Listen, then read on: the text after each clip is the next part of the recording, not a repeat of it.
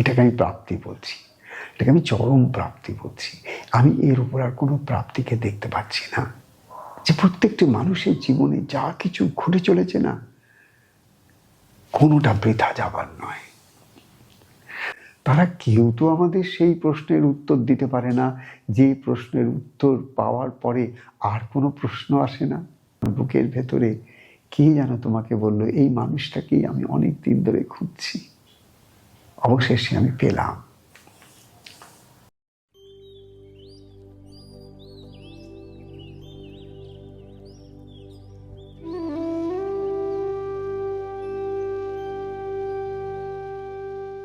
শুরুতেই বলছিলাম, মানুষের জীবনের বোধহয় পরম প্রাপ্তি সেটাই যখন তার জীবনে এই মানুষের শরীরে তার কাছে কেউ আসবে, বা সে কোথাও গিয়ে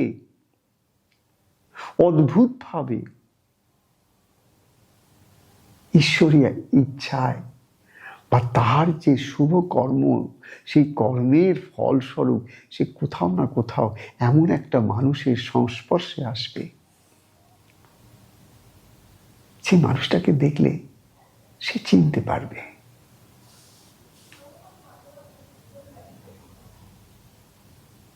যে মানুষটার কথা বলছি, সেই মানুষটাও একে দেখলে চিনতে পারবে।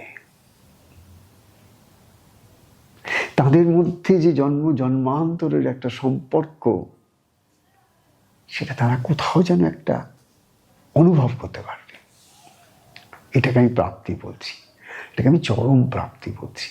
আমি এর উপর আর কোনো প্রাপ্তিকে দেখতে পাচ্ছি না, আদার দেন এই প্রাপ্তিটা যেমন একটা বীজের মতন, কিন্তু এরই মহিরুহ ফর্মটা হচ্ছে ভগবত দর্শন, যেটা মানুষের জীবনে পরম প্রাপ্তি, একমাত্র প্রাপ্তি, যেটাই মানুষকে চিরন্তন শাশ্বত আনন্দের মধ্যে স্থিত করে দিতে পারে।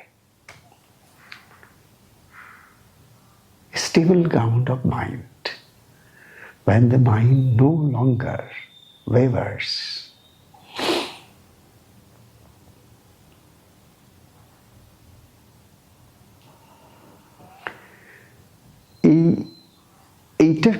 এইটার পরিপ্রেক্ষিতে যেটা আমি তোমাদের বোঝাতে চাইছি, সেটা হচ্ছে যে প্রত্যেকটি মানুষের জীবনে যা কিছু ঘটে চলেছে না, কোনোটা বৃথা যাবার নয়। ভালো মন্দ, সুখ কুসুখ, দুঃখ হাসি কান্না, যা কিছু নাটকীয়ভাবে ঘটে যাচ্ছে, ইচ্ছায় হোক অনিচ্ছায় হোক, জ্ঞানত হোক অজ্ঞানত হোক, চেতনায় হোক অচেতন ভাবে হোক, সব কিছুর কিন্তু একটা পারপাস আছে। সব কিছুর পারপাস আছে। তোমরা কখনো ভুল করো না তোমাদের জীবনের নেগেটিভ এক্সপিরিয়েন্সেস গুলো, দুঃখগুলোকে অমঙ্গলের তকমা কখনো দিও না। কেননা সব কিছুর মধ্যে সর্বমঙ্গল মাঙ্গল্যে শিবে সর্বার্থ সাধিকে, সব কিছুর মধ্যে সেই সর্বমঙ্গলা আমার মা ছাড়া কিচ্ছু নেই। সব কিছুর মধ্যে সেই এক ঈশ্বর ছাড়া কিচ্ছু নেই। সেই প্রাপ্তিটা কি প্রাপ্তি? তাহলে সেই প্রাপ্তিটা হচ্ছে তুমি সেই মানুষটাকে পেলে, যে মানুষটা তোমাকে হাতে ধরে বুকে করে সন্তানবৎ স্নেহ ভালোবাসা দিয়ে তোমার মধ্যে যে একটা ভগবৎ সত্তার বীজ আছে, তাকে অঙ্কুরিত করে দিতে পারবে। এটাই তার একটা অদ্ভুত ক্ষমতা। সে ক্ষমতাটা তিনি অর্জন করেছেন কি করে? যে মা তোমাকে জন্ম দেন, সেই মায়ের তো সেই ক্ষমতা হয় না যে তোমাকে ঈশ্বর দর্শন করিয়ে দিক।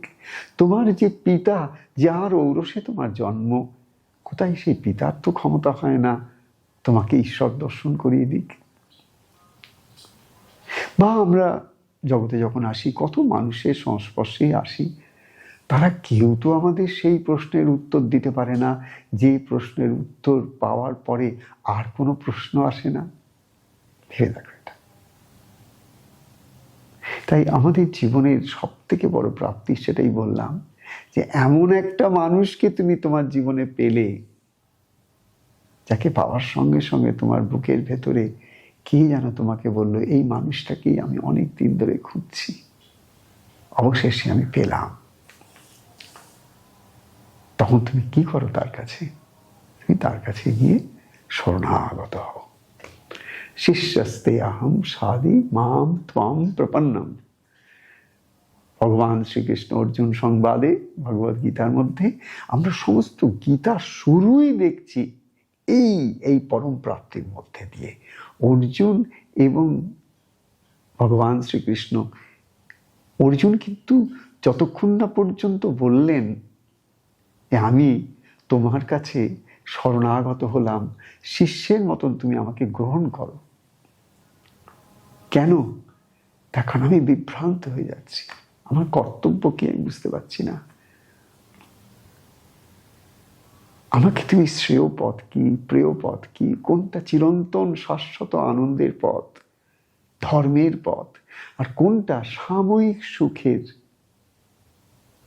তুমি আমাকে বুঝিয়ে দাও। শ্রেয় আর প্রেয় সম্বন্ধে আমি কনফিউজড। এই যে শ্রেয় আর প্রেয়র মধ্যে কনফিউশনটা দূর করবে কে?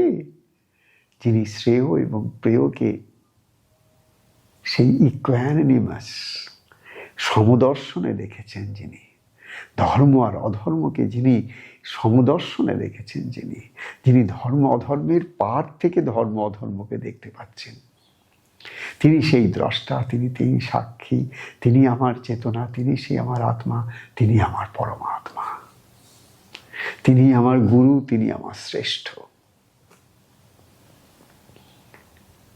তো এখানে আজকে তোমাদের সকলকেই বলি, যারা জীবনে সেই মানুষটিকে খুঁজে পেয়েছ, ধন্য তোমাদের জীবন। আমারও খুব অল্প বয়সে সেই সৌভাগ্য হয়েছিল, সেই পরম সৌভাগ্য হয়েছিল। কারণ মানুষের জীবনে মহাসিদ্ধ মহাপুরুষকে গুরুরূপে পাওয়া,